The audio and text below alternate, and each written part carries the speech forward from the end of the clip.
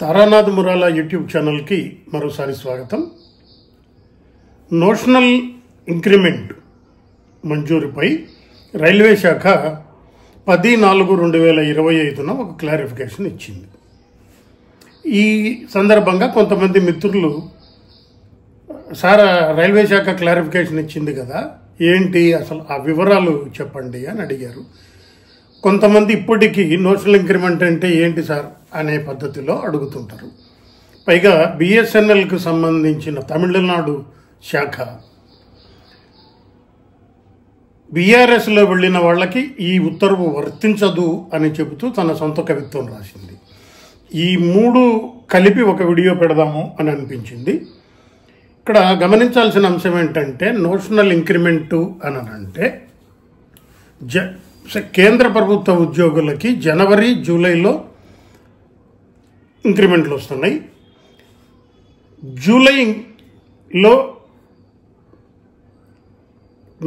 June 30వ తారీఖు retire అయ్యాడు అనుకుందాం. జూలైలో అతనికి ఇంక్రిమెంట్ ఉంది. డిసెంబర్ 31 రిటైర్ అయ్యాడు అనుకుందాం. జనవరిలో ఇంక్రిమెంట్ ఉంది. అదే బిఎస్ఎన్ఎల్కి వర్తించేటప్పుడు ప్రతి నెల ఇంక్రిమెంట్ ఉంది. ఏ నెల ఎవరికి డ్యూ ఉంటే వాళ్ళకి ఇస్తున్నారు. మ్యాట్రిక్స్ విధానం బిఎస్ఎన్ఎల్లో లేదు కాబట్టి జనవరి జూలై అనే అంశాలు బిఎస్ఎన్ఎల్లోకి రాల. ఇప్పుడు 365 రోజులు పనిచేసిన తరువాత అతన్ని రిటైర్మెంట్ డిసెంబర్ 31 ఉంటే, జనవరిలో ఇంక్రిమెంట్ ఉంటే మాకు 365 రోజులు పని చేసినా కూడా ఇంక్రిమెంట్ రాలేదు కదా అన్న అంశం, మాకు ఆ ఇంక్రిమెంట్ మంజూరు చేయండి అన్న అంశం మీద రకరకాలైన కోర్టు కేసులు, రకరకాలైన వాదనలు జరిగిన తర్వాత సుప్రీంకోర్టు 11/4/2023లో ఒక తాత్కాలిక తీర్పిస్తూ తీర్పుని 1/5/2023 నుంచి అమలు చేయమని,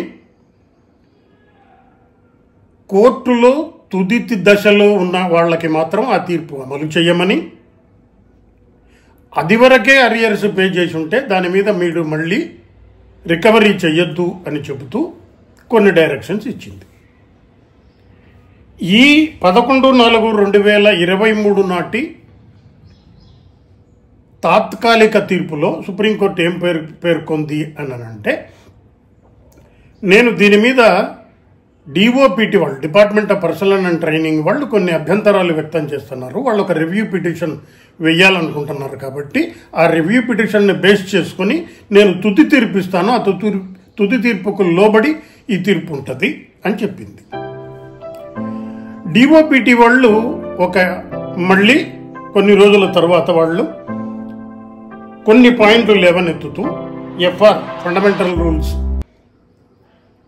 సప్లిమెంటరీ రూల్స్, ఎఫ్ఆర్ఎస్ఆర్లోని కొన్ని రూల్స్, ఎఫ్ఆర్ 9 ప్రకారం మంజూరు చేసే నాటికి అతనికి ఇంక్రిమెంట్ మంజూరు చేయాలంటే అసలు ఆ పోస్ట్ లేదు కదా, రిటైర్ అవ్వగానే ఆ పోస్ట్ అబాలిష్ అయిపోతుంది కదా, రద్దయిపోయిన పోస్టుకి నేను ఎట్లా ఇవ్వాలి? ఎఫ్ఆర్ 17 ప్రకారం అఫీషియల్ ఆ రోజు డ్యూటీలో ఉండాలి కదా, డ్యూటీలో లేడు కదా డ్యూటీ మంజూరు చేయడానికి. మీరు ఇవి మంజూరు చేస్తే మేము లీవ్లో వెళ్ళిన వాళ్ళకి కూడా మాకు కూడా వర్తింపజేయడం, అసలు డ్యూటీలో లేని వాడికే మీరు మంజూరు చేశారని అడిగే అవకాశం ఏర్పడుతుంది అని చెబుతూ, ఎఫ్ఆర్ 24 ప్రకారం ఆ సంవత్సరంలో సిఆర్లన్నీ బాగుండి అతని ప్రవర్తన కరెక్ట్గా ఉంటేనే కదా మేము ఇంక్రిమెంట్ ఇచ్చేది, మీరు అందరికీ మంజూరు చేయమంటే ఎట్లా అని అంటూ ఒక రివ్యూ పిటిషన్ వేసింది. అయితే ఒరిజినల్ పిటిషన్లో ఎవరైతే సైన్ పెట్టారో వాళ్ళు కాకుండా వేరే వాళ్ళు ఈ పిటిషన్ వేశారు. 466 రోజుల డిలే ఉంది కేసు వేయటంలో. డిలే కండోన్ చేయండి, డిలేని రద్దు చేయండి అని చెబుతూ మీరేం డిలే కండోనేషన్ పిటిషన్ వేయాలి, అట్లా మీరు వేసిన పిటిషన్లో లోపాలు ఉన్నాయి అని చెబుతూ సుప్రీంకోర్టు డిఓపిటి వేసిన రివ్యూ పిటిషన్ని కొట్టేసింది. కొట్టేసిన తర్వాత ఈ అంశంలోనే సుప్రీంకోర్టులో పెండింగ్లో ఉన్న వేరే అంశంలో తీర్పు చెబుతూ ఇది తుది తీర్పుగా భావించండి అని చెబుతూ 20 ఫిబ్రవరి 2025 నోషనల్ ఇంక్రిమెంట్ మంజూరులో తన తాత్కాలిక తీర్పులో 11/4/2023లో ఇచ్చిన దానికి కొన్ని సవరణలు చేస్తూ ఒక తీర్పు ఇచ్చింది. ఏంటి అని అంటే, ఏదైతే 22/2025లో నేను తీర్పిచ్చానో ఈ తీర్పు కోర్టులో కేసు వెయ్యని వాళ్ళకి కూడా వర్తిస్తాయి. అయితే దానికి మీరు డ్యూ ప్రాసెస్ ఫాలో కావాలి. డ్యూ ప్రాసెస్ అంటే ముందు ఈ తీర్పును రెఫరెన్స్ చేస్తూ నాకు కూడా మంజూరు చేయమని మీరు లెటర్ పెట్టుకోవాలి. ఆ లెటర్ తర్వాత వాళ్ళు ఒకవేళ ఇవ్వకపోతే మీ డిపార్ట్మెంటు దాని మీద మీరు క్యాట్లో, హైకోర్టులోనో, సుప్రీంకోర్టులోనో ఈ పిటిషన్లు వేసుకోవాల్సిన అవసరం ఉంటుంది. ముందు మీరు రిప్రజెంటేషన్ పెట్టాలి.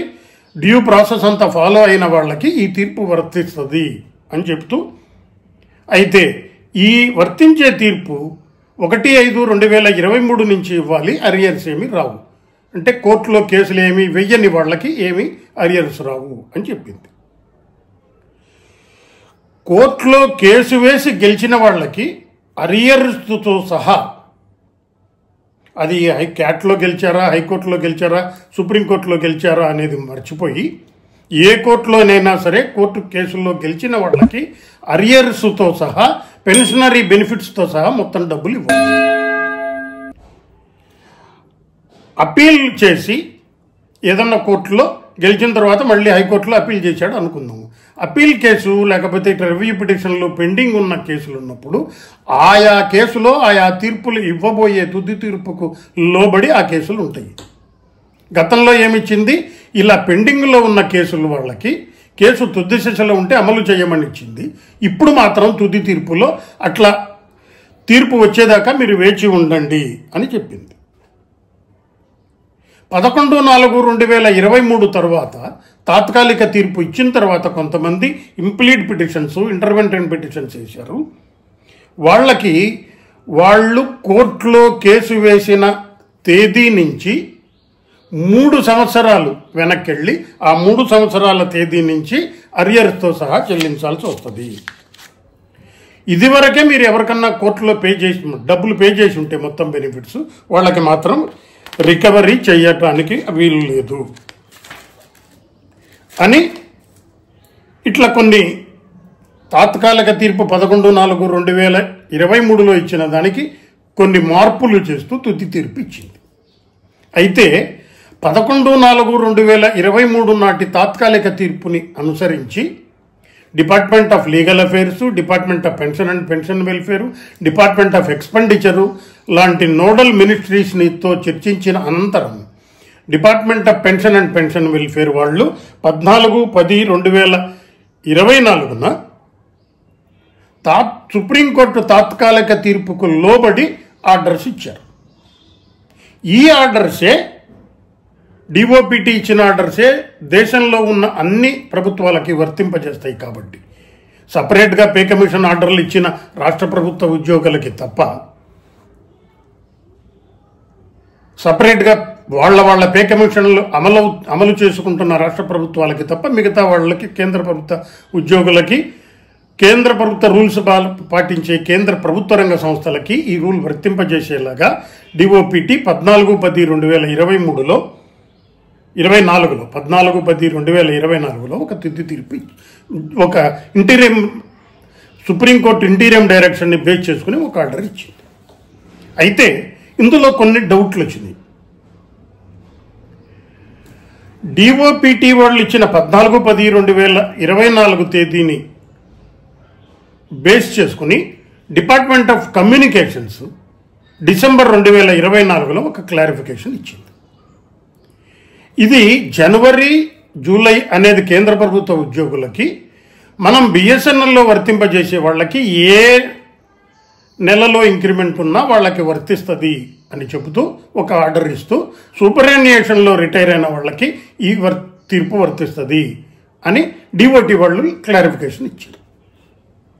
2 డౌట్లు ఏముండయి, డిపార్ట్మెంట్ ఆఫ్ టెలికమ్యూనికేషన్స్ అబ్జర్వ్ అయిన బిఎస్ఎన్ఎల్ ఉద్యోగులకి, కేంద్ర ప్రభుత్వ ఉద్యోగులకి జనవరి, జూలై ఇంక్రిమెంటు, మనకి ప్రతి నెల ఇంక్రిమెంట్ ఉంటుంది, మనకు వర్తిస్తుందా?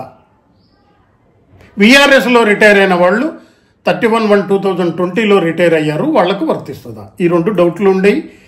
నెల ఇంక్రిమెంట్ ఉన్నా వర్తింపజేయాలని డిఓటి క్లారిఫికేషన్ ఇచ్చింది. ఆ లెటర్లో విఆర్ఎస్ వాళ్ళ సంగతి ఎక్కడా ప్రస్తావన లేదు. అయితే విఆర్ఎస్ వాళ్ళకు వర్తిస్తుందా లేదా అన్న అంశం మీద క్లారిఫికేషన్ రాయకుండా తమిళనాడుకు సంబంధించిన సిసిఏ ఆఫీసు ఇది విఆర్ఎస్ వాళ్లకు వర్తించదు అని ఒక క్లారిఫికేషన్ ఇచ్చింది. అయితే ఇక్కడ విషయం ఏంటి అని అంటే 365 రోజులు డ్యూటీ చేసిన తరువాత 365వ రోజు రిటైర్ అయ్యి నెక్స్ట్ మంత్ 1వ తారీఖు ఇంక్రిమెంట్ ఉంటే అతనికి ఇంక్రిమెంట్ రావాలి. అతను విఆర్ఎస్ సూపరాన్వేషణ అనేది క్రైటీరియా కాదు. మామూలుగా అయితే సుప్రీంకోర్టు జడ్జిమెంట్లో కూడా ఈ అంశాలు ఎక్కడగా లేవు. 365 డేస్ డ్యూటీ చేశాడా లేదా అనేది ప్రధానంగా తీసుకోవాలి. ఆ అంశం తీసుకోకుండా వీళ్ళు తొందరపడి క్లారిఫికేషన్ ఇచ్చారు. దాని మీద చాలా గొడవ జరిగింది. సరే, కొన్ని అసోసియేషన్లు దాన్ని డిఓటీతో టేకప్ చేసినాయి.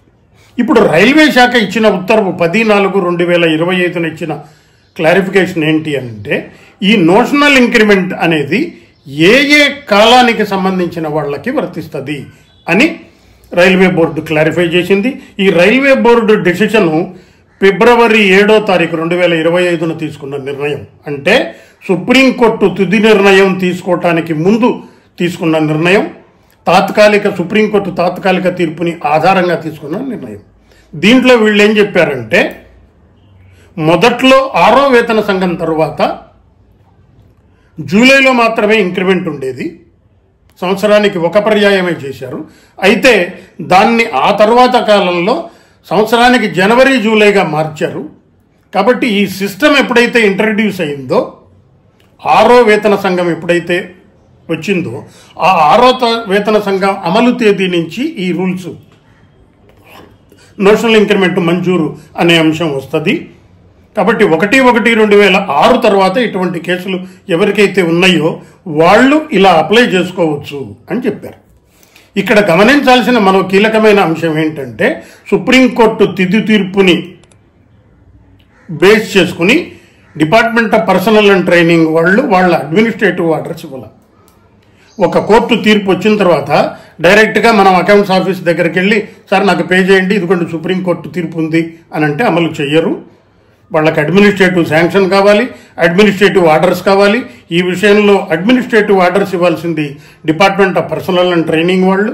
Department of personnel and training supreme court తుది తీర్పుని ఆధారంగా చేసుకుని ఇంకా ఇవ్వాలి. రైల్వే శాఖ ఇచ్చిన క్లారిఫికేషన్ కూడా రైల్వే బోర్డు నిర్ణయం 7 ఫిబ్రవరి 2025 బేస్ చేసుకుని తీసుకున్న ఉత్తర్వు. 7 ఫిబ్రవరి 2025 తీసుకున్న ఉత్తర్వు.